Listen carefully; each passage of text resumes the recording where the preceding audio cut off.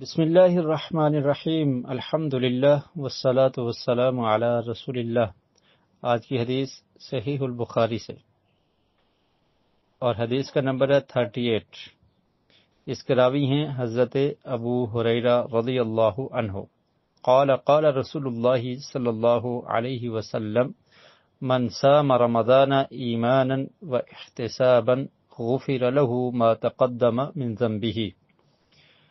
رسول مکرم صلی اللہ علیہ وسلم نے ارشاد فرمایا کہ جو شخص رمضان کے روزے ایمان اور خالص نیت کے ساتھ رکھے، ایمان کی حالت میں مومن ہے، و احتساباً اور خالص نیت ثواب کی امید سے، یعنی اللہ تعالیٰ مجھے اس کا اجر دے گا، ثواب دے گا، یہی نیت ہو، کوئی اور نیت نہ ہو، غفر له ما تقدم من ذنبه، تو اللہ تعالیٰ اس کے پچھلے گناہ معاف فرما دیتا ہے، پچھلے گناہ بخش دیے جاتے ہیں اس کے۔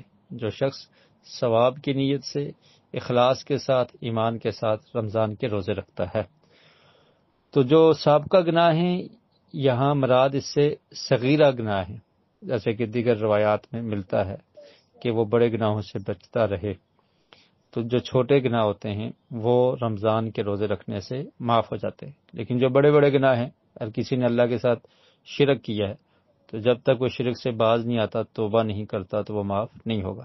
اگر کسی نے قتل کیا ہے تو وہ بڑا گناہ ہے، زنا یہ بڑا گناہ ہے، سود خوری بہت بڑا گناہ ہے، حرام کھانا یہ بڑے گناہ ہیں، تو ان سے بچنا ضروری ہے اور ان سے توبہ کرنا ضروری ہے، ان کو چھوڑنا ضروری ہے۔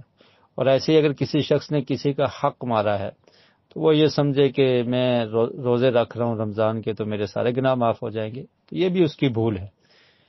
اگر حق مارا ہے، کسی کا حق کھایا ہے، تو جب تک اس بندے کا حق ادا نہیں کرے گا، اس سے اپنا معاملہ صاف نہیں کر لیتا، اس سے معافی نہیں مانگ لیتا اور پھر اللہ تعالیٰ سے بھی معافی مانگے، تو پھر اس کا وہ گناہ معاف ہوگا۔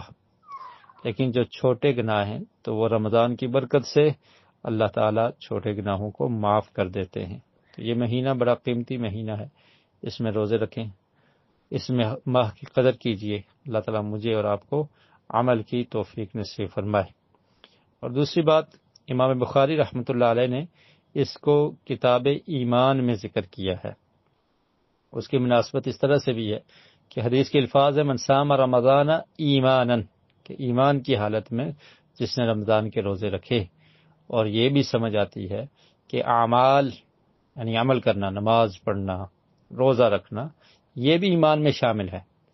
ایمان کہتے ہیں اقرار باللسان، زبان سے اقرار کرنا، و تصدیق بالقلب، اور دل سے اس بات کی تصدیق کرنا، و عمل بالجوارح، اور اعمال بھی کرنا، یعنی کوئی شخص کلمہ پڑھ لیتا ہے اور اقرار بھی کرتا ہے، تصدیق بھی کرتا ہے، اور پوری زندگی عمل ہی نہیں کرتا، نماز ہی نہیں پڑھتا، روزے ہی نہیں رکھتا، تو پھر اس کا ایمان کیا ہے؟